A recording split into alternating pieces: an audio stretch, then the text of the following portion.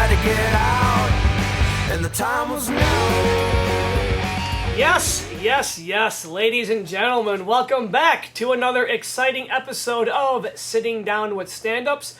I am your co-host, Justin Sakarica, joined as always by the very lovely Elena Gonzalez. Elena, how you doing? Great. I'm surprised that I got billing before Daryl this time. Yes, we can't forget about Daryl. Yes, our good man, the Bean behind the scene, Daryl Bean, doing all the technical wizardry. Without Daryl, we wouldn't have a podcast. It would just be us talking to ourselves.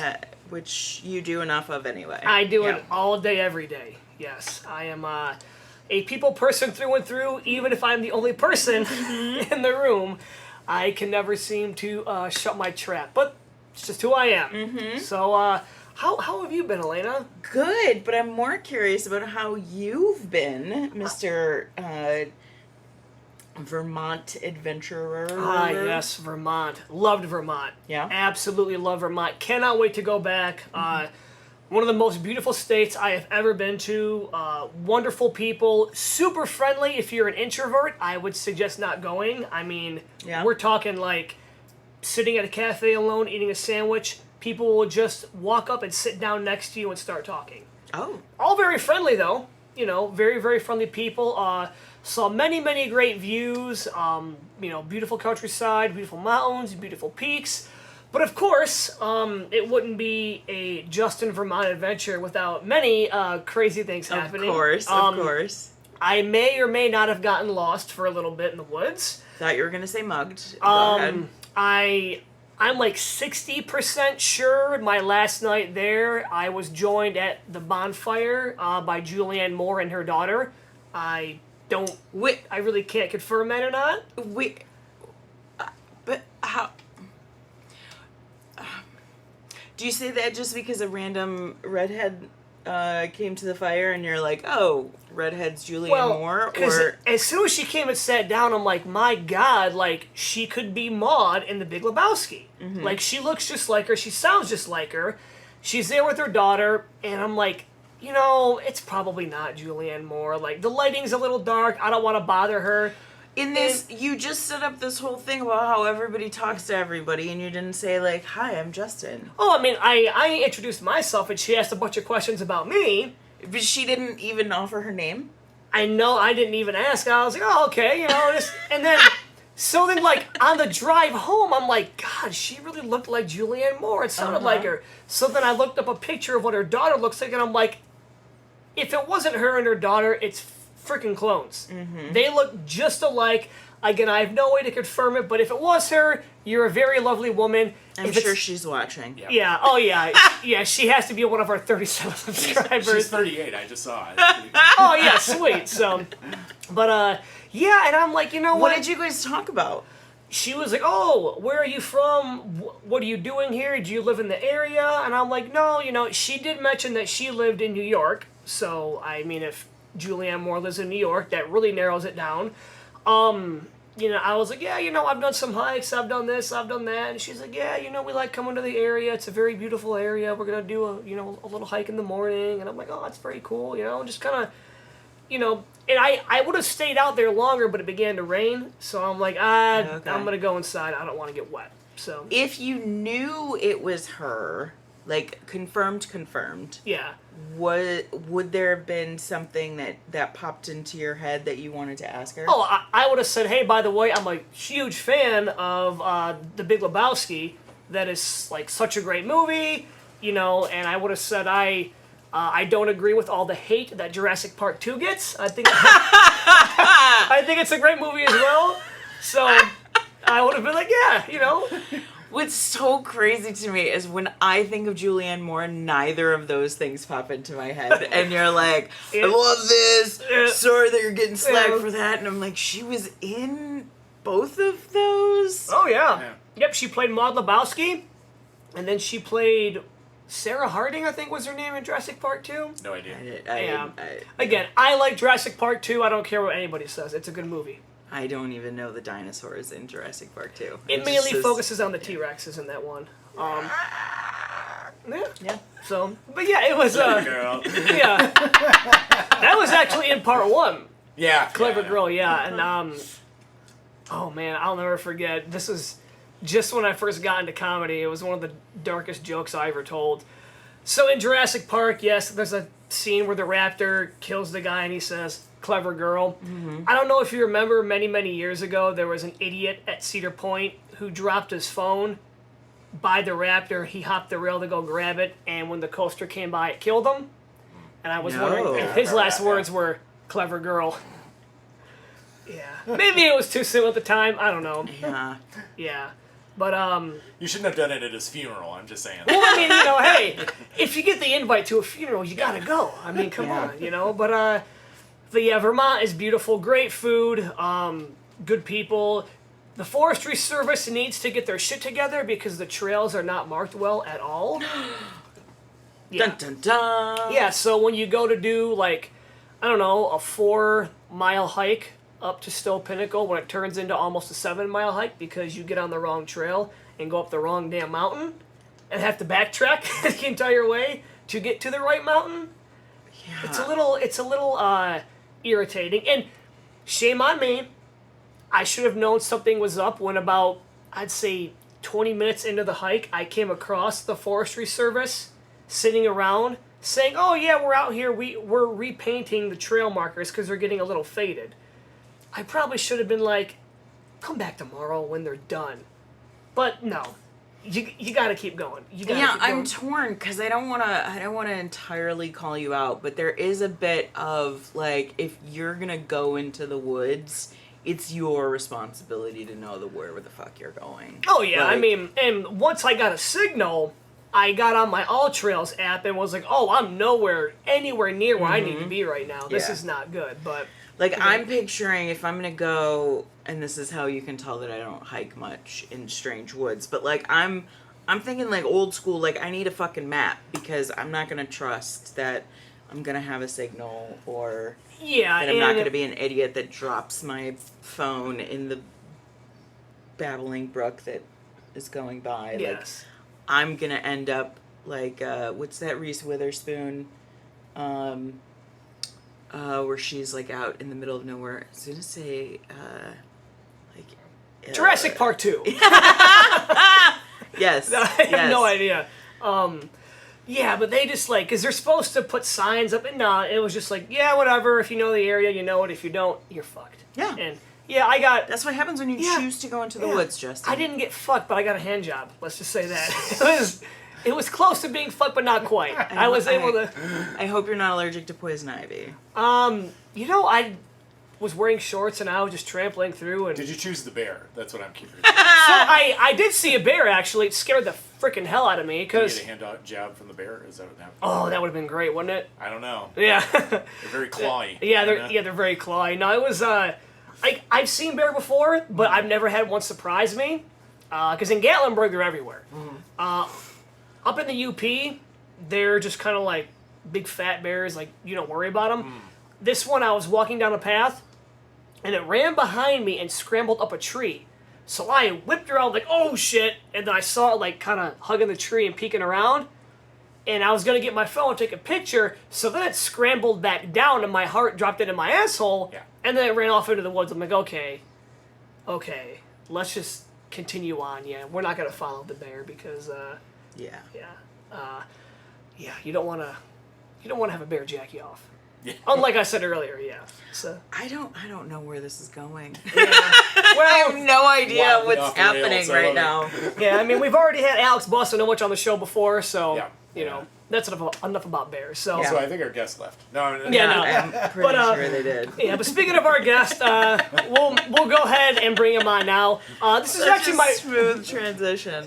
You know what? It's my first time meeting this guy. I've never had. Really? A chance. Yeah. This is okay. I'm sorry. This was a terrible intro, and this is the first time that you're meeting him. This is his first impression of you. Yes, and I don't have a crazy terrible intro. Yes. So. Oh, yeah. that's that. I one day want to have that level of self-confidence, Justin, because that's beautiful. Oh yeah, and the fact that he didn't run up the stairs and leave is a testament to how great of a guy he is. But Yeah, I've heard so many great things about this guy. I recently heard that he also won a contest or something. You know, something maybe, I don't know. Yeah, I guess maybe we'll find out. Yeah, maybe we will. So anyway, please welcome our guest today. The very funny JeCorey Hawkins. Corey, go ahead, man. I appreciate you not running away scared at my crazy conversation. I did have to block the door. I'm Just saying. changed everything. Like, full transparency. So I was a little late, just because I'm an asshole. And so the fact that you don't know him and you're sitting in this creepy basement and you're waiting and you're looking at all these cameras and microphones, and then this is his big intro story. Why didn't you leave? Yeah, That is like, yeah. nothing about this says professional in any way, shape, or form. Daryl's here, so I feel safe. Yeah, well, smart. just wait That's till the smart. bourbon kicks in. You start feeling a little woozy, okay? Yeah, and he accepted strange Yeah. drinks. Yeah. Man, you Doing are. comedy, I take a lot of things. I get weed all the time at shows. I never question it. You are very, very trusting Yes. individual. So I have met JeCorey before, but this is the first time that we're gonna like have a real conversation, because I think the extent of our previous conversations was questioning your egg bites. Egg bites? Up in Traverse City. One of the smartest comedians to perform in Traverse City. I will put that on a poster. I will add it to your comedy resume. One of the smartest comedians, because you're at a hotel, you don't know what they're gonna have. And JeCorey came prepared. Yeah, I brought breakfast with me. See, now that's a smart man right there. Yeah. Egg bites and croissants. Okay, that sounds amazing, because I'm a huge breakfast guy. Yeah. And the hotel that I was at in Vermont had some of the best breakfast I've ever had. And a huge thing when I book a hotel, does it have breakfast? I don't care. Breakfast. It wasn't free, but it was very affordable. But man, I mean, we're talking like super, super fresh ingredients. You know, your cup of coffee never gets empty. Vermont cheddar, Vermont maple syrup, delicious. Now, And what he did on top of that is this nice face not only brought egg bites and croissants, but managed to negotiate for, was it microwave usage or toaster usage? Or Yeah, the microwave. They had it like in a little back area. Okay. And so I just got a plate and it was like, hey, I know where it's at now. Yeah. gotcha. So did you make the egg whites yourself? Yeah. I made them before I came out. I made them at home and I just packed them up. Well, please do tell, because I love a good egg dish. Yeah, it's real simple. You just saute up some onions and bell peppers. I use turkey bacon and turkey sausage, and then really just put it in a muffin, like a little muffin container. Gotcha. Pour the egg in, and bake it for 15 minutes. You got you a dish. That sounds amazing, because I've had egg bites before. There's actually a new coffee place up in the north called Scooters, and it's crazy. If you go there, and I've told them, because I'm a regular, I tell them, you don't need to say your catchphrase. You're a regular at Scooters? Yeah, and they say, please scoot on up. I'm like, you don't have to say that. You know who I am. Like, you don't have to say that. Like, you know it's me.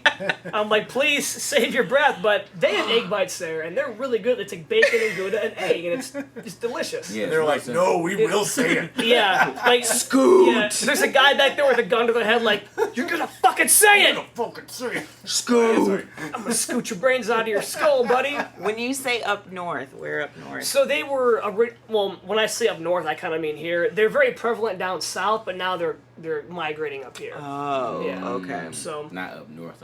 not up north of them, but like yeah, Yeah, up north statewide. state-wise, yeah. Okay. That's fair. So are you pretty handy in the kitchen then as well? I have become more handy. I got single like 3 years ago, and I had That's to. been one of my favorite ways to hear that. I got I single. got yeah. single. Yeah, Like got that's single. Yeah. Got single, and I was like, I gotta eat, and I don't like going out to eat a lot, just because I don't think people are clean. And I just started learning how to cook from there. And TikTok helps a lot. It does, yeah, because you can see what other people are doing, and you can kind of take a piece from here, a piece Yeah, from there, yeah, and yeah. mix it together and kind of make your own thing. Yeah, as long as you know how to make the base, you can do Yeah. anything with flavor. Oh, from yeah. there. Yeah. Did you ever work in restaurants? No. I worked in The closest I worked with food was at an info desk in college. So like the bagels and cookies guy. Okay, That gotcha. was Yeah. What got you? Did you have a bad experience at a restaurant to have you think that everything's dirty? Yeah, it was during COVID. I had went to one of my favorite spots then, and I had got an omelet breakfast. And I got there while they were finishing up my toast, and I seen them grab my toast without gloves, and it was just the grip of the thumb. It just really, it broke my mind. I was like, I can't do this anymore. And ever since then, I've just been like, I just want to eat at home. Yeah. No, I mean, and you save money too. Yeah, save money. I can make anything at home. I don't have to like leave. Yeah, you know, like you can sit in the piece of your own kitchen and just kind of like do your own thing. Have you seen the movie Scary Movie 2? Yes. Where the guy's got the crippled hand and he's whisking the mashed potatoes. That would also break me. Oh, yeah. Like, if I seen that in person, I would... Oh, yeah, so like, if I saw some, like, I've been to spots before where, like, I'll see a waitress that has, like, a missing finger, and I'm like, nah. Because I don't know That's so different. Well, I'm like, so different. Well, I'm like, because it makes you think, did it happen here? Did it happen recently? Did it just happen? Who knows? You're at work? I mean, so look, Say, okay, there is, okay. Yeah, it definitely depends on how fresh the wound is. Like, okay. And still bleeding everywhere. Sorry, don't worry about this. Well, there's a spot right down the street. 10% off your bill. You may have heard of it. It's called Daly's over on Plymouth Road. Is that the drive-in? Yes. They have the special sauce, and there was a waitress there for a while that was missing a hand. And like, it makes you think, what's in the special sauce? Okay, like. So wait, so was she one of the like car hops? Well, Or like do they bring it out. Oh. They do, but I go inside because they haven't fixed the damn speaker boxes there since 1964. Okay. So you can't hear a thing, but. Okay, Yeah. and so did she have a hand? No, or? it was just, and she was all happy and smiling, and I'm like, special sauce, missing hand. I'll just get a salad. Yeah, it's like, I'll just get a salad from the salad bar, you know, I mean, you know. Her hand could be the croutons. That's true, yeah. Oh, Yes. man. Yeah, and I don't know, like, my mind just, like, it I thinks don't. Yeah, you jump way. You did, and my brain is exploding right now. Yeah. Like, wait, what? I mean, obviously it's not her fault, you know. I don't know, like, maybe she was in a foreign country and she stole something, and they're like, all right, punishment, you know, there you go. The fact that you even go so far as to say it's not her fault. Maybe she was a criminal in another country. Well, you know. Or maybe her hand is a part of the food. Yeah. One or the other. You never know. But Daly's is a great restaurant. I suggest trying it out. Yeah, maybe they'll sponsor us. I don't think we're just striking out with our sponsors here. Welcome to Daly's. Her hand is not in the sauce. Yeah. Now That's what they changed the sign. Byline. Yeah. Now her foot. Roxanne's hand is not in the sauce. It's not her fault. Yeah, it's not her fault. Yeah. That's a much better tagline. Welcome to Daly's. It's not her fault. Yeah. Oh man. So if you want to eat Daly's on the way home, I suggest it. It's right down the road. You know, you get your Daily burger. Oh my Pretty good. goodness. I have food at home. Yeah. So anyway, cooking at home. Yeah. Anyway, cooking at home. So the phrase "I have food at home" immediately makes me think of parents, and this is my smooth transition. How often is that coming up with your daughter? Not ever really. She's only 4, so as long as I can make pancakes, she's happy. That's like her thing, pancakes and oatmeal, and so I can do that. There's like when she's with like other people, she might go out to eat a little bit more, but she's happy with the home cooked meal if she's going to eat food that day. It is, I don't know if you had this experience, but with my son, when he started eating solid foods, it seemed like everybody around me wanted to give him shitty food. They thought it was like, no, he can have a bite. And I'm like, no, right now his favorite foods are sweet potatoes and green beans. Like, that's all he knows that exists in the world is real food. Because I was trying to, like, keep that bubble as long as possible. And so many people came out of the woodwork like, oh, give the baby some cake. Oh, give him a chicken nugget. Oh, he can have this. Did you run into that? Yeah, absolutely. Yeah. There's definitely a struggle, but since I work from home, so I get to make a lot more like Nice. Oh, okay. to make food, so I'm able to like even if she does want the bull, I'm able to still give her a little bit more of like That's home good. life. That's good. Yeah. So it works out a little. Working from home is really like the cheat code to parenting. If you're gonna be able to do it, it's like, it works out. Yeah. So is she starting school next year? Yeah, yep. In the fall, we're going on 2 tours of Okay. schools this upcoming week. Oh, okay. To figure out that process. That's weird as hell. Yeah. Has she done any sort of daycare or camp she's or in anything? daycare now. Okay. So she does that a few days out the week. So she Okay. likes it. She's a real social kid. Okay. So that part is pretty fun. I know she'll do great. It's just going to be weird because like I have to start my day a little bit earlier now to make sure she's on time. Yes. Make sure you have a range. School is like That bell. be Yeah. there. Yeah. Oh gosh, I remember always trying to rush and get there on time. It sucked. Do they do, is it going to be full day kindergarten or? Yeah. The 2 we're looking at, one is like 7:15 to 2:20 or some shit like that, and the other one is like 8:15 to 3ish. So that's the one we're leaning towards. 'Cause, Yeah. get that extra hour. She's not a morning kid either. Yeah, neither. Yeah, she hates getting up. I was very lucky that my son's school is 8:55 to 4. And I was like, yes, I can get there by 9 o'clock. Like we can Yeah. do this, but 7:15. Yeah, that's crazy. I know it's a good school, but it's like that's a struggle. Yeah. See, I'm a morning person, but I don't have kids. Yeah, It's yeah. like, I don't mind. Like when I left a fervor mind to come back home, I woke up at 5 in the morning like nothing. Like, boom, I'm up. Let's go. Were you always like that, even as a kid? No, oh good lord, no. I was like, God, I would sleep into like noon, and then in college it was like, I would just go to bed whenever, wake up whenever, But it was when, with my job now, I started waking up really early to get to work early, and after a few weeks of doing it, I'm like, I really, really enjoy like being up early and like getting a workout in, just like having what I want to do done for the day, and I'm so happy because my boss called me yesterday and he's like, hey, we're back to as much overtime as you want, so if you want to come in early on Monday, I'm like, hell yeah, let's do it. Yeah, I feel like that that happens as you get older. It does. It does. It's weird. And everyone told me, oh, when you get older, you're going to start waking up earlier. I'm like, fuck I am. I'm going to be up till 4 in the morning, waking up at 2. Nope. Yeah, that changes. That shit hurts your body Yes. at this point. Oh, yeah. And, like, it takes, like, 2 or 3 days to recover. Yeah, it's wild, man. Two nights of bad sleep, you're really fucked for Oh, at yeah. least a week. Yeah. And to worry about like sleep positions now. Yeah. You can't just lay down. Yeah. You have to lay down specifically. Yeah, because if you wake up and you've been, like, in a certain way, your back is screwed for, like, 6 months. Yeah. You can't even, like... No, you can't even use pillows the same. Yeah, exactly. Like, now your neck is up a little bit. You have to think about that shit. Yeah, it's crazy. Does your daughter sleep in the car? I don't let her. Okay. Yeah. She will if she's tired enough, but I try to avoid that because that's hell. Of course, Yep. Let them close their eyes for 5 minutes. That's like 3 hours of energy.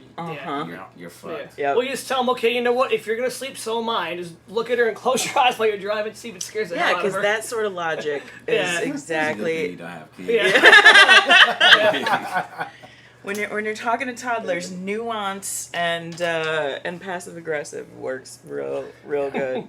No, but I looked at anytime it would happen with my son, and he would just be knocked out or his head would be down, and I'm like, if I did that for even 10 minutes, I would be. You would have a strain in your neck right here. Yeah. You know the exact muscles that would Yep. hurt.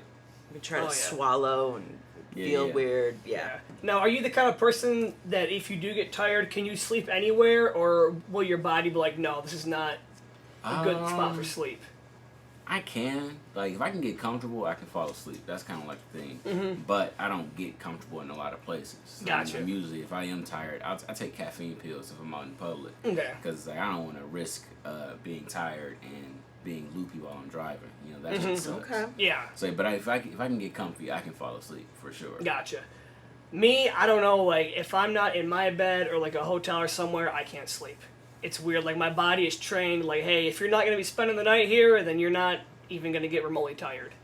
Or that could just be me being a high-energy maniac. Yeah. You're in sales, right? Yeah. I heard that a lot of people in sales do cocaine. Is that true? Oh, yeah. Easily. I mean, dude, this big nose right here, come on. Of course. Makes sense. Yeah, it's like... That's why your spoons are also small. Yeah. It was made, you know? It was made that way. It's like they say in The Wolf of Wall Street, you know? I don't. What do they say? What do they say in The Wolf of Wall Street? You guys haven't seen The Wolf of Wall I've Street? seen it. Yes, but I don't can't know. It's pull a like long every quote with, like, from 3 with hours of the With movie. Matthew McConaughey, he's like, you got this little thing right here, cocaine, baby. Take a hit there, take a hit there. You can type faster, you can fucking concentrate, man. I do remember that scene. Okay. Yeah. That makes sense. You remember it too. Yeah. Is David Cross? I heard an interview with David Cross recently, and he's like, "Yeah, I just, I know it's not accepted, it's not as commonplace, but it's just like coffee for your nose." Yeah. It's coffee for your nose. Like, that makes it sound so pleasant, you know? Yeah. It's But coffee for your nose. I don't believe it. I Coffee. don't buy it. Yeah. Coffee for your That can nose. kill you. Yeah. Yeah. Mm-hmm. Who's the comedian? Oh, it's Artie Lang. Have you seen what happened? Oh yeah. Yeah, he like lost his nose because he did so much It's cocaine. just collapsed. Yeah. Basically. It's like, yeah, that's bad. Oh Yeah. no. I haven't seen that. He Yeah. doesn't have a Bad nose. about the Yeah, kind of now. It's like Is it like a Michael collapsed. Jackson thing? It's worse. It looks. It's like Okay. somebody poked his nose and it just deflated because he did so much cocaine. Yeah. That's a lot of cocaine. Yeah. Stick with the weed. Don't That's, do yeah. cocaine, kids. Yeah, stick with the weed and occasionally mushrooms. Yeah, mushrooms are fun. I don't know if you could see. Oh. Yeah. It's like a bulldog. Oh. Yeah, pug dog. Yeah. Yeah. So Wow. Yeah, it's just all. yeah. Just kinda- I wonder, do you think that's something that happens, like, he's doing cocaine,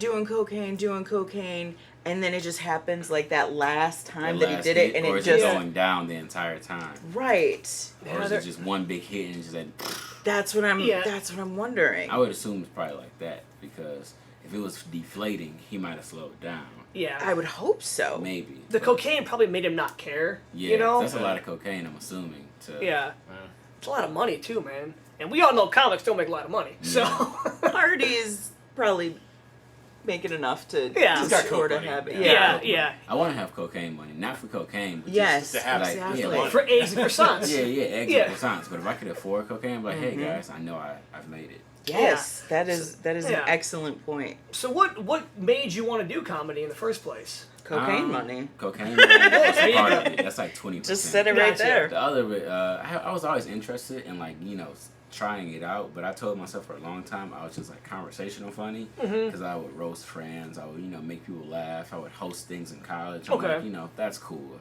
And then my ex, she did a roast for me for my 25th birthday, and so that was my like first time like really being on stage and trying to make people laugh. And I'm like, you know what, maybe I can do this. And then I had a friend. I don't know if you know Kay in the Flint area, 810 Improv. Maybe not. So she's not a comic. She's a producer in Flint. She has a monthly show, and she is a friend of mine. And she let me get on one of her shows. It was actually the day before my birthday, and so ever since then I was like, I can do this. And so that was right, and that's in 2019. So right Oh, before the great time to pandemic. start. Oh, Yeah, Right, wow. So I was just getting going. I think the weekend after that, I did 2 open mics on a Monday, and I think I bombed both of them a little bit. Of course, but I was like, that's what you do. this shit is cool. So I can Yeah. keep going. I can keep learning, and yeah, that's where that's where I fell in love. And then the pandemic happened, and then Facebook comedy was a thing. I hated that. Oh yeah, same here. Terrible. Virtual comedy, I couldn't stand Yeah, it. It sucks. Yeah. And so 2021 is when I started to get consistent. Like after people start coming back outside. Yeah. Yeah.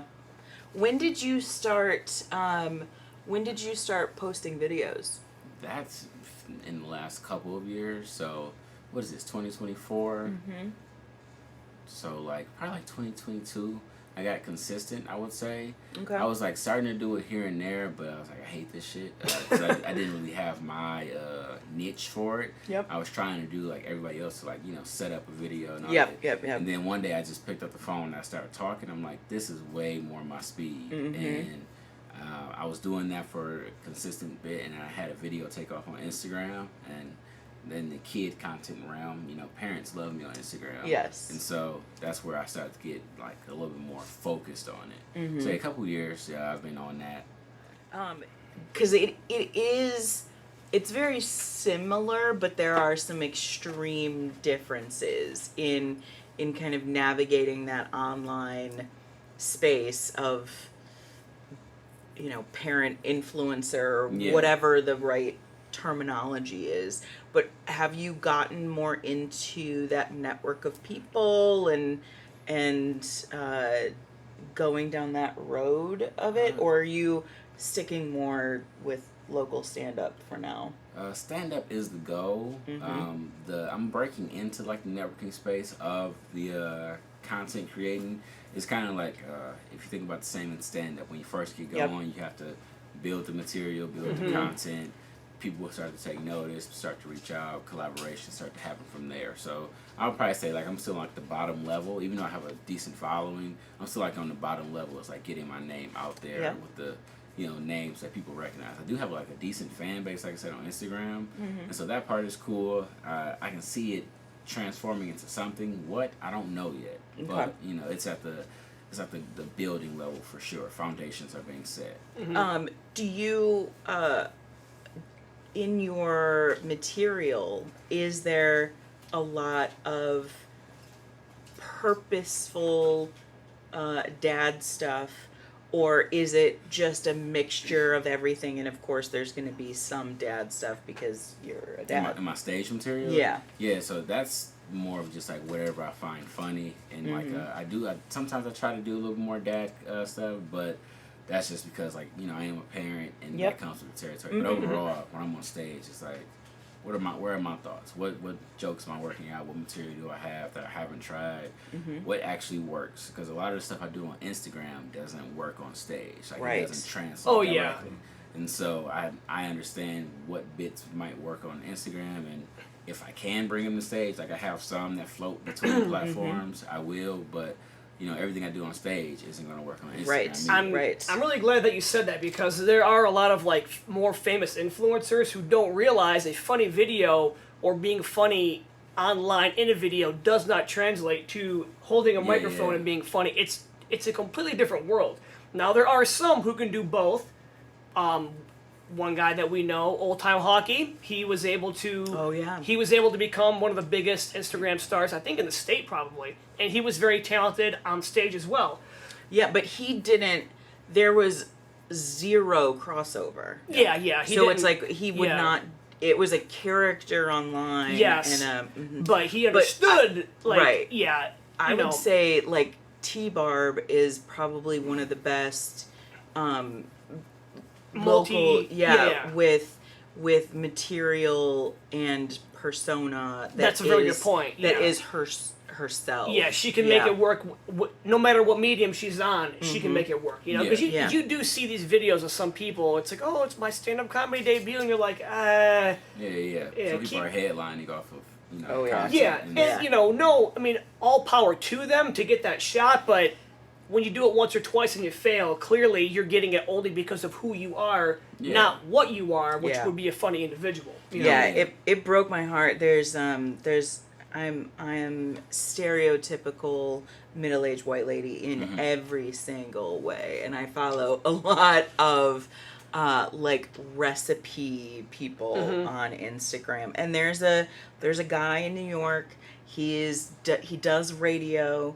And he does these, like, somebody posts a recipe, and then he does the recipe in his own way, and he thinks he's funny, and I follow him, and I thought he's funny, and then one day he posts a stand-up clip, and he's like, I'm finally doing my dream. Like, he posts this whole thing. No. And I watched the clip, and I was like, oh, honey. Yeah.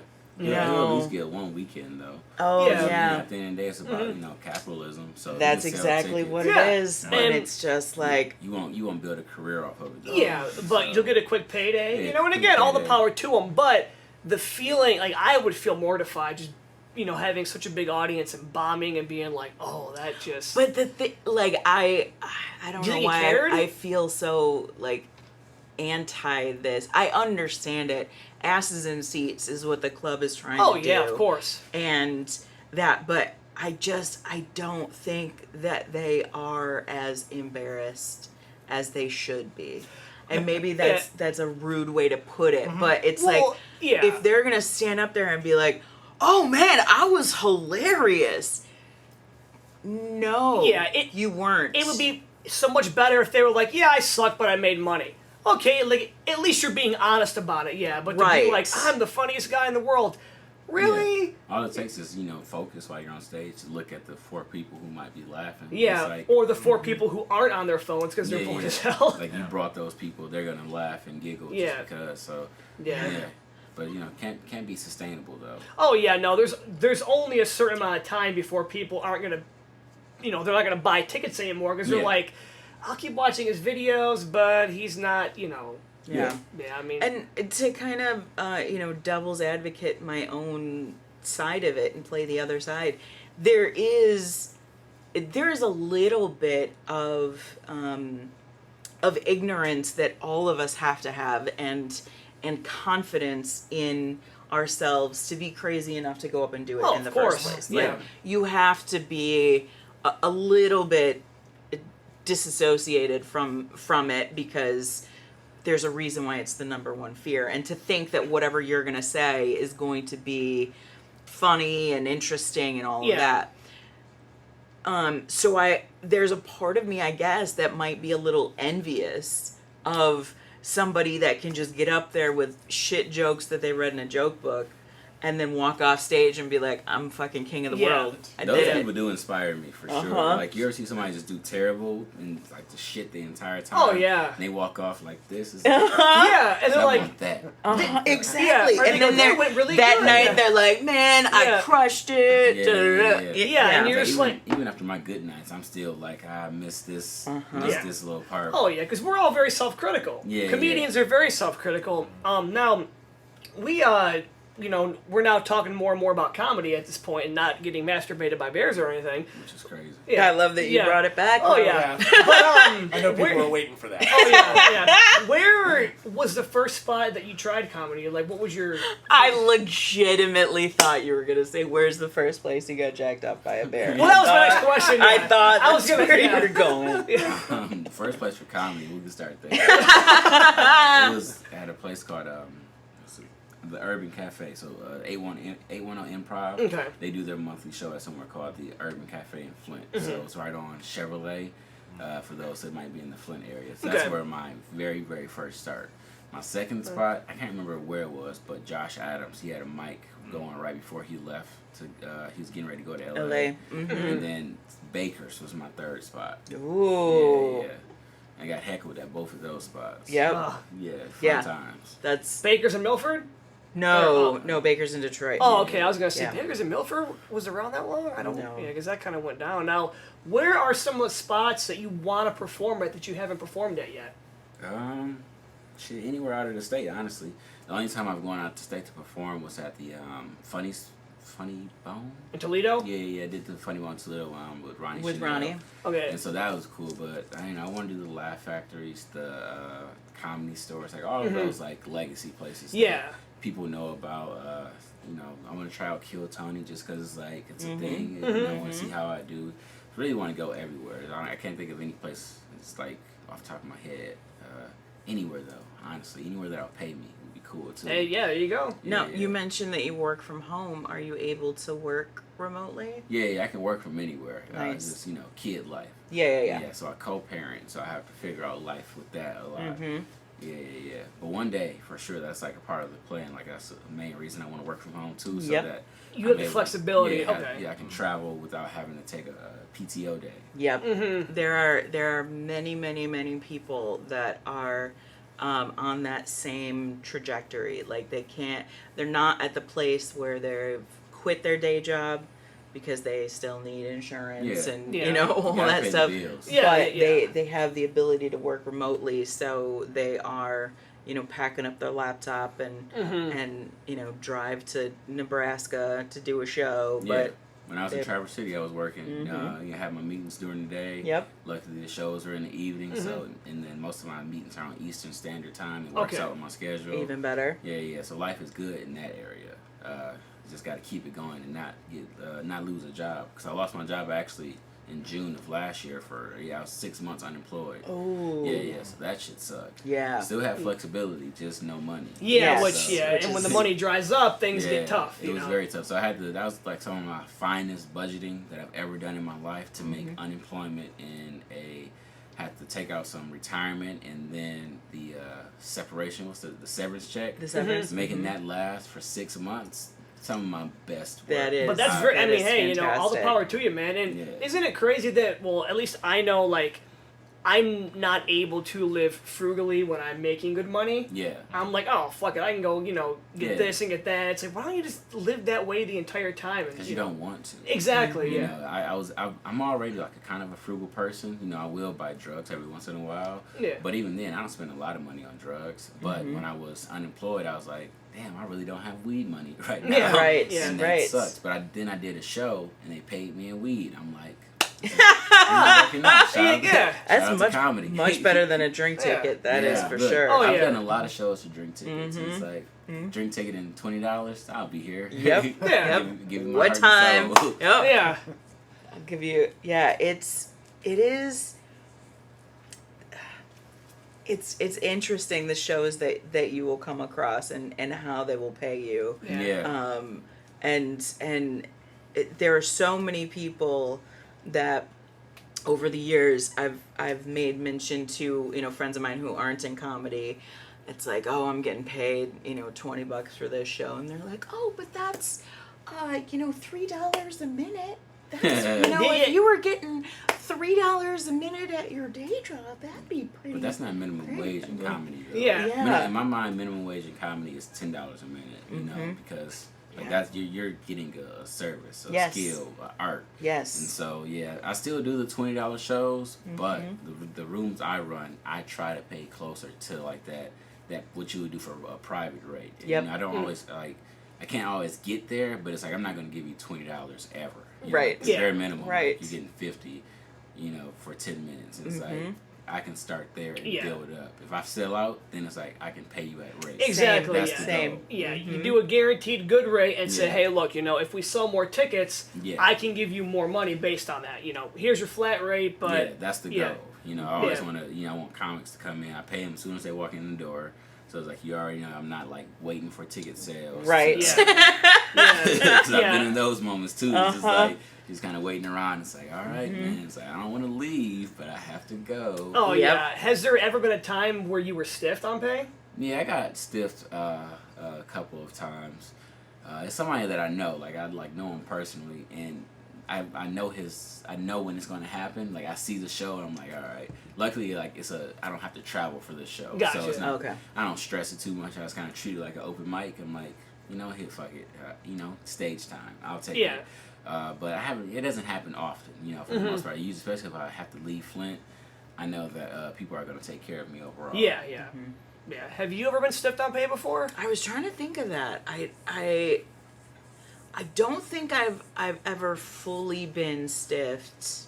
And I'm very glad. There've been a Yeah. couple times where they were trying to they were kind of balancing it, and they're like, okay, well, we've got this now, and Yeah. can I cash app you tomorrow the rest? You know, like Yeah. they're trying to do that, but thankfully I haven't ever gotten fully stiffed. Gotcha. Yeah, I believe you should have the money set aside. Oh, yeah, yeah. No, Yes. anytime for my shows, I go the day before and I get all the money that I need. Yeah. Just to make sure I have it. It's like, look, you know, I want to make sure, and I always like, okay, make sure the credit union's open and everything, so that way you have the money come show it, even if I know I'm sold out. I Yeah. still get it because you never know. Yeah, yeah. You know. I feel like you perform better when you get paid up front too. I do too. Like when you walk in, it's like somebody gives you money. It's like, oh, Yep. shit. It's Okay, like- yep. Yeah, you're like, sweet, you yeah, know. the energy is infused Yeah. at that moment. It's the endorphins kind of go up. You're like, Yeah. all right, like in your mind now, you're like, this is legit, Yeah. and I can go, yeah, you have the reward high, you know. Yeah. Exactly, yeah. Of that, so it's pretty cool. yeah,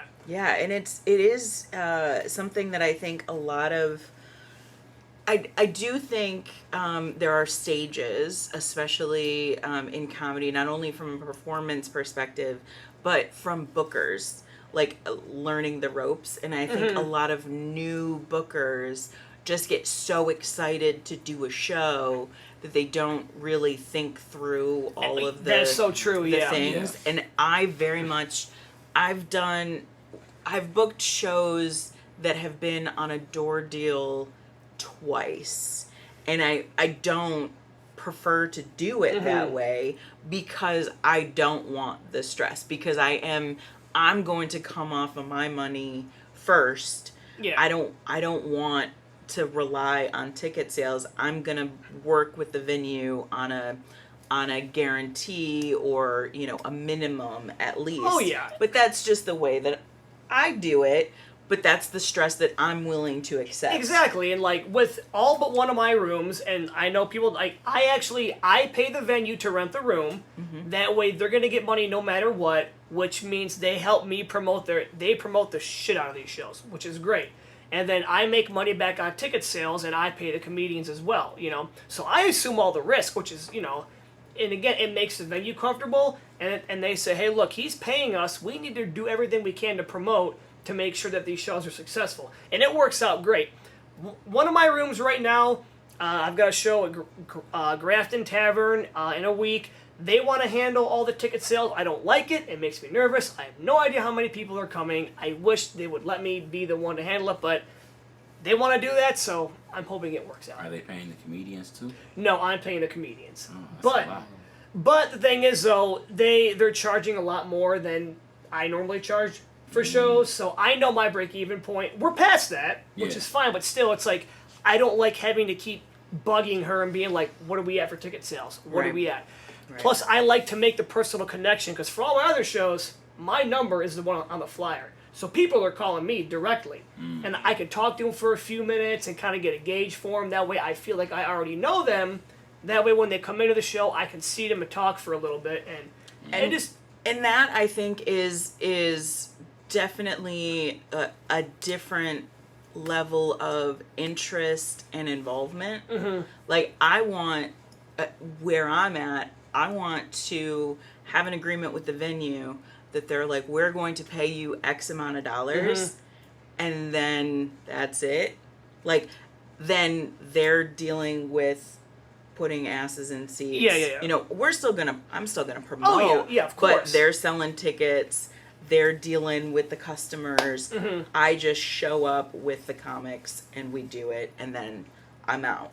But because I'm not trying to build that base, I'm doing shows, like 6 times a year. Yeah.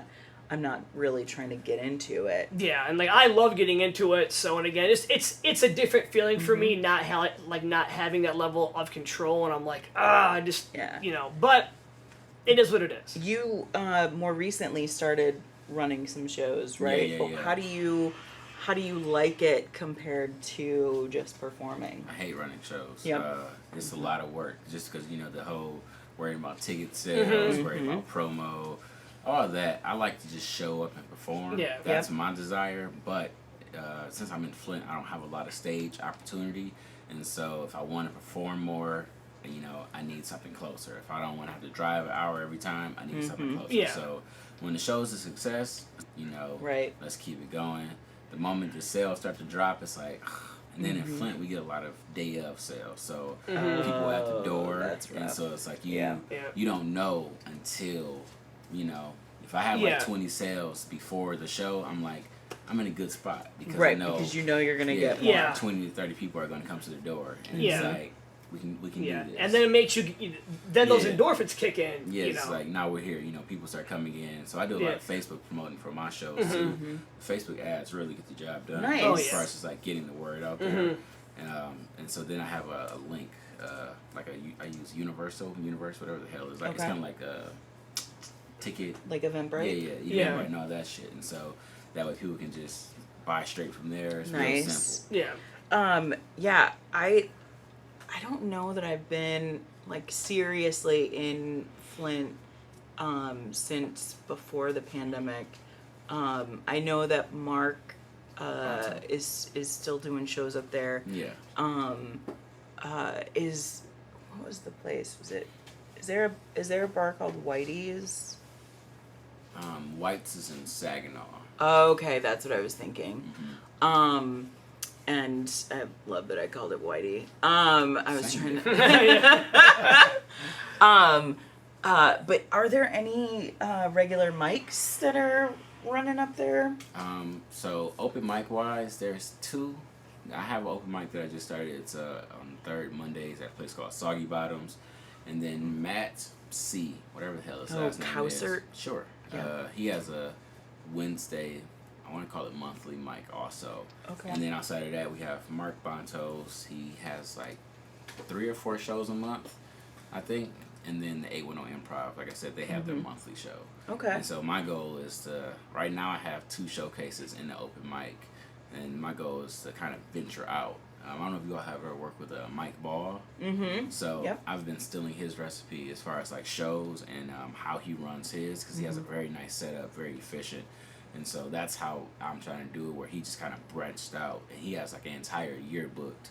Yes. At the beginning of the year. His entire year is booked out around the state, throughout the country. And it's like, it just started from, you know, one room and going from there. Yep. And it all starts with one room, and you build and you build and you build. Yeah. And he is a road dog in that sense. Yeah. Like he is the biggest thing in this town you've never heard of. You know, and he will get out there and shake hands and kiss babies. Yeah, he's everywhere. So many in the most random cities you'll never hear of. I've done like shows with him. And have you ever been to Alden, Michigan? Right. I've heard of the name, but yeah. Right. Carroll, Michigan, like all the most random. It's like that's the town. It's like a street long. Yep. But like when he brings his shows in, the entire city is there. That's what it feels like. Yeah. It's only like 300 people. Every show I've ever done with him has been in a city that I never knew existed, and I've lived here 45 years. Never knew existed, and he starts the show, again, these are just the shows that I've been with, oh yeah, I was with Mary and Tom this afternoon, and we went down and we ran into Linda, and it's like, oh no, he has been there, like, he has a community. Getting these people ready for this show, and they are true grassroots, old school, feet on the ground. It's like a franchise of comedy shows at this point. All 200 of those people in that room, they know Mike. Mike. And again, that is a genius strategy, going to towns where there really isn't much happening, because then when something does happen, guess what? The entire town is going to come out. Yep, everybody's happy to show up. Everybody's they're there for the show. He pays you well, so I never had an issue with his shows of being paid. Good guy. So yeah, I stole his recipe. And I'm just going to keep on taking bits and pieces of it as I can. It's an exhausting recipe. Yeah. So did you also steal Did you steal the egg bite recipe from him as well? No. I never tried a food from Mike Ball. I don't know if he can cook, honestly. I know he does comedy, but like I've never seen him outside of comedy. He might not be a real person. I'm not going to lie. I had breakfast with him the first year at Traverse City, and it was one of the weirdest breakfast. It was fine. Like it was fine, but it was do you know Bob and Sal, Bob Phillips and Sal D'Amelio? Bob and Sal, myself, Katie Hunter, who works at One Night Stands, and Mike. And I was just like, I kept looking at him the whole time. I'm like, I have never seen you outside of comedy. Like, where's your guitar? Why we are just having a normal conversation. Why are you not talking about somebody's dick right now? This is that's how I felt about Josh in Traverse City. I'm like, oh my god, you're a person. Oh man.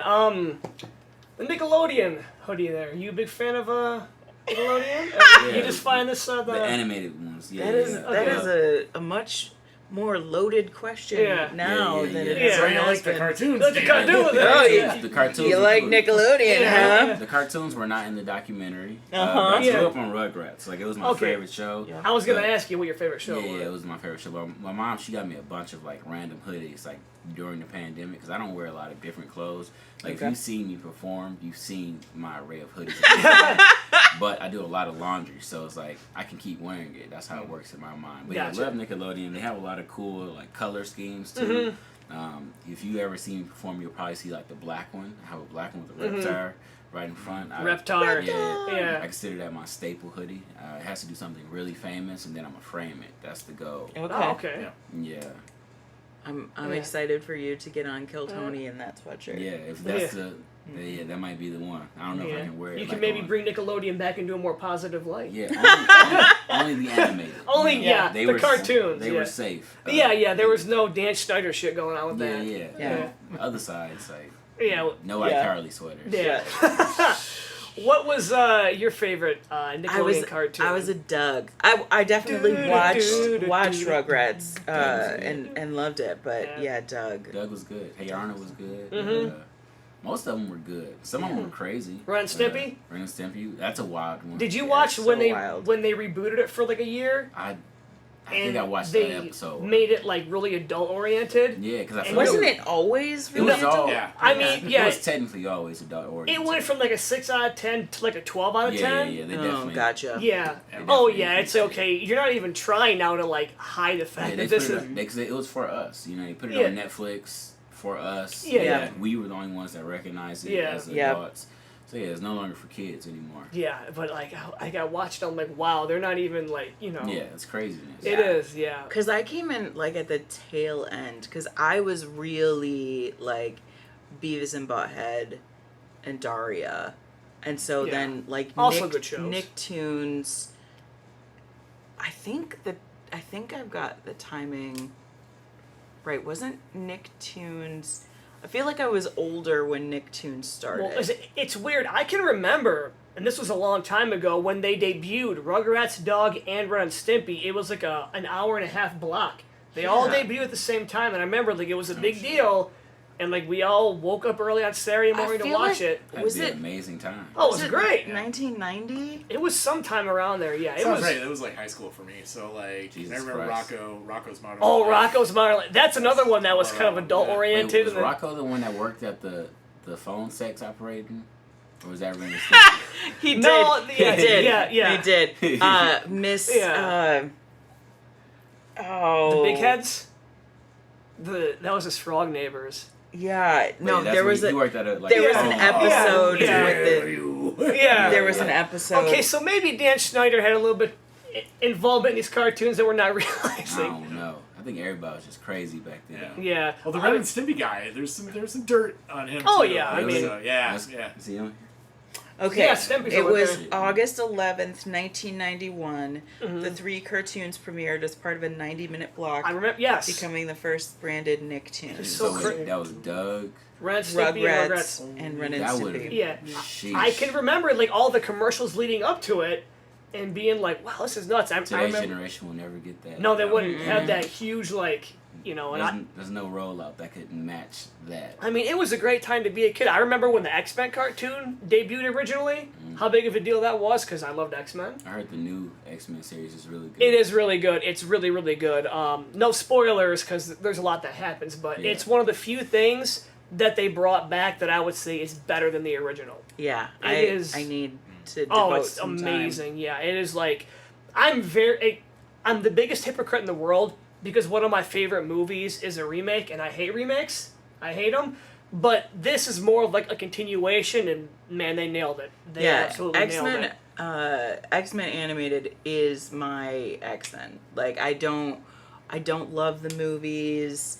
I didn't really read comics, but that's just my own personal preference. But like that time, the 90s X-Men was my thing. Yeah. And Kevin Johnson was crying about it. Oh, it's great. I mean, And I was like, "Oh, okay. This is to see Wolverine Kevin Slater. actually use his claws on people, it's like, okay, finally, because in the original cartoon, he couldn't do it. He's like, I'm going to get you, bub, and then he ended up just, like, wrestling, because it's a kid's cartoon, you can't, Can't slash him. Yeah, but now, that's off the table. the things that you highlight as like problem? what makes it great. You're Yeah. like, no, it's great. You get to see Yeah. Wolverine use his claws Well, on it's people. like, it It's took, not that like, surprising. I just met him. yeah, like in the movies, it took all the way up until Logan to finally have a real Wolverine in the movies, and he was in all 3 X-Men movies, the Days of Future Past. Finally, in Logan, we got the Wolverine we've been asking for, and chef's kiss. It was amazing. What's the Wolverine that you've been asking for? Like a feral, like a feral beast who can use his claws, who swears. And it's like, okay, like, he's not some watered down, The Wolverine games. God, you have any sort of character development or Well, like, it's like you're watching it and you're like, or dialogue, any sort of interpersonal connection. No, like Yeah. uh-huh. You need a real Wolverine, damn it. And he was like a kitten for so many movies, and they finally made him Wolverine. And spoiler alerts, if you have you guys seen Logan? Yeah. I cried. Yeah, he dies, which it's a fantastic movie, but now they're going to ruin that whole thing with Deadpool 3, and they're going to bring it back, and it's like, He dies? No, I'm kidding. Yeah, I was like, oh, well, spoiler alert to all of our 38 subscribers. Yeah, how is that gonna work? Do you know? They could just not mention it because it's Deadpool. Yeah. They could just bring Wolverine on. It's Yeah. like, he's here. I think Yeah. they're going to use multiverse, because, like, that's their out for everything now. Like, Yeah. multiverse. Like, okay, well... It's there. It's a part of the comic book series. Yeah. So. Yeah, I know. Are you a comic person? No, like I like the cinema versions of them. I'll play Okay. the games. That's how I learned a lot about some of the things. But no, Yeah. Are you more DC or Marvel? Marvel for movies, DC for animated. Okay. I've heard a lot of people say that the DC animated shows are a lot better, Yeah, and the they- Marvel movies are better. Yeah. You know, I wasn't really a DC guy, but I know, like, who Batman is. Yeah, He's the- Bruce Wayne. The DC animated, they don't miss. They're very Yeah. good. They're very way better than the movies. Like I don't know why they can't get the same shit together Yeah. for that. But like Teen Titans, some of the best action you'll catch. Then they have like a few remakes of that. The Yeah, I Batman only know movies. Teen Titans Go. Yeah. Yeah. So they have some violent Teen Titans. for There you go, yeah. They are on HBO too. So There you very go. violent. Really? Yeah. So they have a lot of like DC animated has its own. I did like, not know universe. that. Yeah. So much better on there. I'll have to give it a watch and see, so... Yeah. Yeah, so speaking of violence, let's go ahead and, here's a good segue. I don't know. Oh, What's next. I'm Well, very- because so many comedians want to get violent over the fact that they don't ever get into festivals or that they don't ever win contests, chill out. It's only, you know, be happy for the ones who do get into festivals or win contests. Like, Yeah.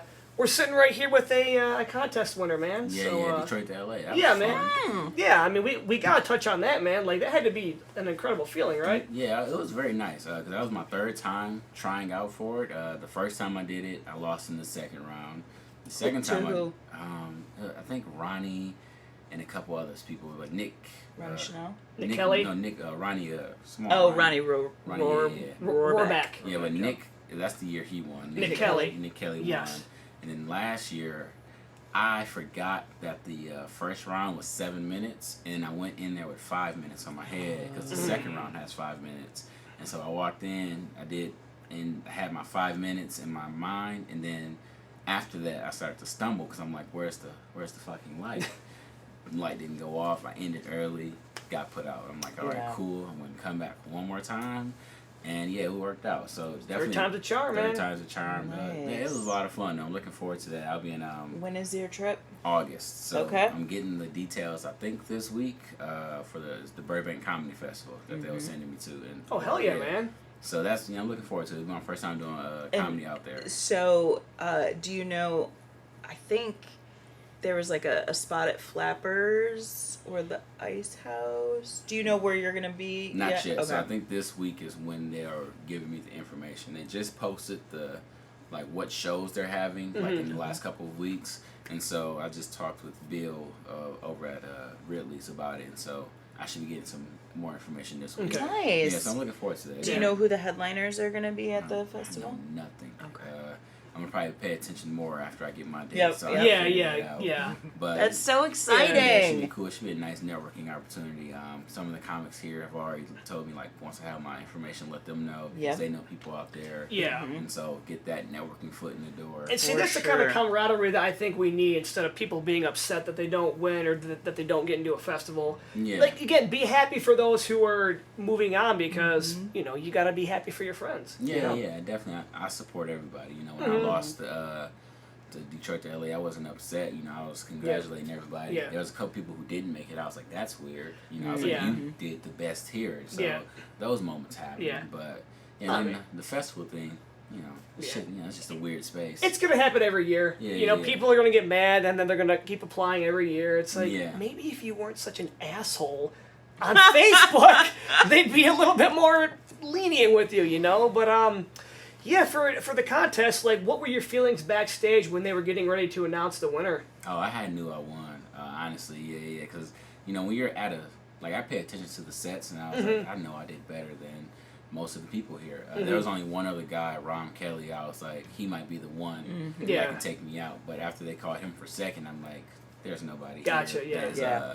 If I would have lost that, I would have been like, all right. I would have been upset at that point. Yeah. So I'm like, I know that I had the best, I think it was like 5-6 minutes. I had the best 6. And so I was excited. I was looking forward to it. After I got done, I felt really good on stage. And so other people did good. I was just like, I know that I had the best performance tonight. Yeah, it's kind of weird how, like, you just know. Yeah. Like, you get a feeling and you're like, I got So, that. yeah, this is a good one. It's like I came prepared. All the material I had did that night, it was like material I was building upon. So every mic I hit, it was like in preparation for those 6 minutes to really buff it up so that, there's not a lot of room for like silence. Did you do the same set, or did you plan out like how strong your set was going to be, or did you just do, this is the best I've got right now? Best I got right now. And then So I have. Because they're what, like 3 months apart or something? Some shit like that. Yeah. It takes a little bit of time, and so I want to say I probably started the competition like in August maybe, and then my next one was like in November, and then January. Okay. And so with each time, it'll be like, all right, that was a good 5, good 7. It's like, let me work on that. Let me build that. Get that stronger, because I'm never satisfied with my jokes. Right. And so when I finally got to the finals, like all the jokes I had been using, I was still using, but it was just like they had a few more, some tags on there. A few more tags. Mm-hmm. And it was like, I know this works. I'm not going to try it out for the first time here. Right. I've been like, working this shit out at random places. Yeah, I think it's very risky to try a new joke, especially during a contest. Yeah. Yeah, because you have no idea what kind of reaction it's going to get, and it takes a lot of balls. And I have done that too, though, because I'll try some new shit. If I think about it, I will try it in the moment. That's one of my, it can be a good thing or it can be a flaw, depending on the moment, because I'm a bit of I call myself a loose cannon, because it's like, I don't know. If I have a thought, it's like, I'm go gonna with say it, yeah. But overall, like you said, in those type of settings where it's like, I need my best 5 to 7, it's like, I'm going to try to, do some shit focus that on works. those, Yeah. Have you ever worked with the comedian Keith Lennart? I don't think so. No, he's a great comedian, very funny guy. He's a veteran. Every show I do with him, he always likes to go and do like a spiel of trying out new jokes. But he makes a joke of it, which, it always works. And it's crazy to see how well or how poorly some of those jokes do. Yeah. It's one of my favorite. Yeah. But it is different. It is also different to do that in a, 50-minute. Oh yeah. And again, he makes a joke of it, and it, Dion, you know who Dion Cole is? I do not. He's a bigger. He has like a couple Netflix specials, but he has an entire like bit where he'll pull out his notepad and be like, "Let's try some of this shit out." Yeah. And if it doesn't work, it's okay, because I'll never see you again. Yeah. And like that already like reels the audience in. Yeah. And then he'll say a joke. He'll literally wait for the reaction. And if it's good, he'll cross it. I mean, if it's good, he'll give it a check. If not, he'll be like, "Fuck this one."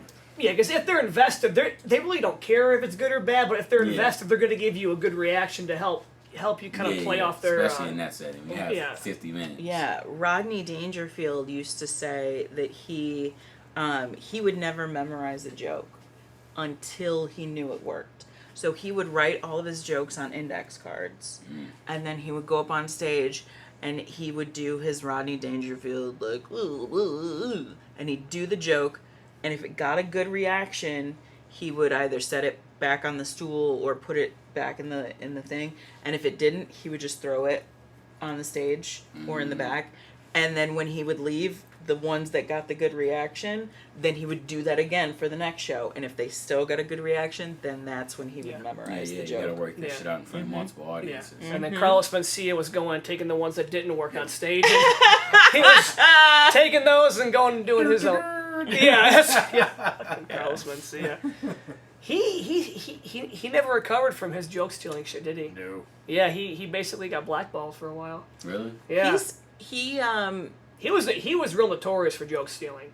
Like people I've heard about it. They would catch him in the back, like writing stuff down, and then. Yeah, I heard that's big in LA scene. Like, since there's so many comics. Yeah. And there's so many random open mics that at any open mic your joke can be stolen. Yeah. So, but I think that's just part of the nature Yeah. too. It's like, if you're gonna steal it, I guess do it better than me.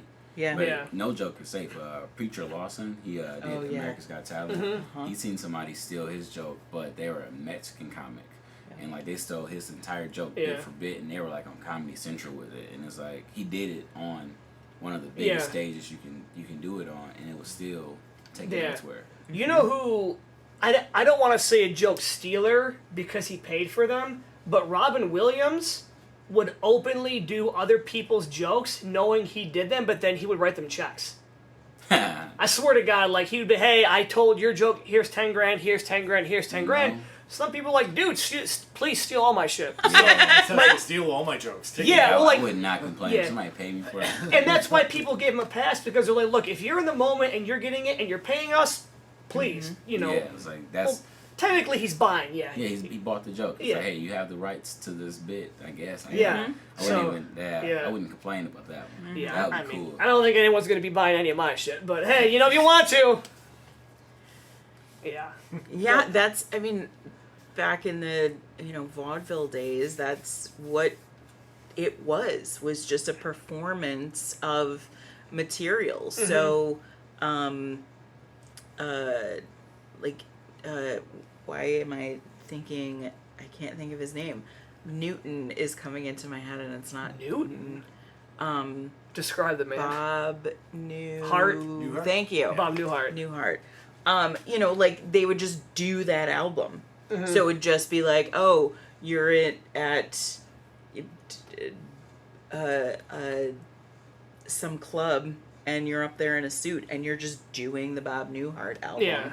And everybody in the room is cracking up Yeah. and that's how you become a comedian. Yeah. In whatever that was, the 50s. Oh, the 50s. What a time. Not Such for a- me. Nah, well, yeah. I would not enjoy the 50s. Yeah. Wouldn't be fun. Where I was going, and then I'm like, oh no, you're a little bit more right. Yeah, yeah. It would not be a good time for you. You too. Oh, yeah. Have a Oh, good yeah. time. Yeah. Oh, yeah. Best time ever. Oh, yeah. Yeah, everything's going your way. You got a time machine, Daryl? Is our time machine done yet? Yeah, we'll go back to the 50s, yeah. Oh, man. Well, speaking of time, I think we are about out of time now. You are just the smoothest. Yeah. This is The the smoothest best. transition This guy, is yeah. the best. Are there any shows you got coming up? Our 25 people are really going to like it. Yeah. Detroit House of Comedy this upcoming weekend, emceeing for a name I cannot remember. And then I'm doing Dope Tail Comedy on June 22nd. Okay. And so, yeah, that's what's coming up. Cool. And you run multiple shows out in the Flint area? Yes, in the Flint area. My next show in the Flint area is June 20th at the Soothing Tunes Room. It's a Thursday. Gotcha. And is that like every month, every week? Or Monthly right now. And check then, them out. There'll be another show at a place called Blackstones. We just did our first show there this past Wednesday. And so we'll have another one July 2nd is the current date. Gotcha. And Elena, what do you got going on? I will be. Good old calendar. Yeah, I'm Yeah. looking at the Old calendar. I will be at the Nail in Clinton Township, Michigan, for those local people, on Friday, July 12th. And I have a weekend at One Night Stands in lovely Waterford, Michigan, July 25th through 27th. With the latest winner of the Comedy Rumble, Mr. Dan Britton. Very hilarious guy. So come on out and say hi. I'm on all of the social media at Gonzaleza, Gonzaleeza. Cool. And my summer shows usually slow down because I like to go hiking and, get masturbated by bears and all that shit during the warmer months. But, you can follow me at Random Banana Entertainment on Instagram. When the full season comes in, I've got my shows at Bearded Lamb Brewing Company in Plymouth, Rusted Crow Distillery in Dearborn Heights, Rusted Crow on the Lake in Belleville. We've got Grafton Tavern in Carlton, Michigan, Dearborn Brewing in Dearborn. Fences have been mended. Downey Brewing Company is back. It's a long story for another day. Nice. And a potential venue in Taylor, Michigan that I'm waiting to get a call back from. So you can go ahead and check out all those shows when the weather cools down and things keep popping as far as comedy goes. Thank you so much for watching our lovely little podcast. Like, share, and subscribe. Thank you so much.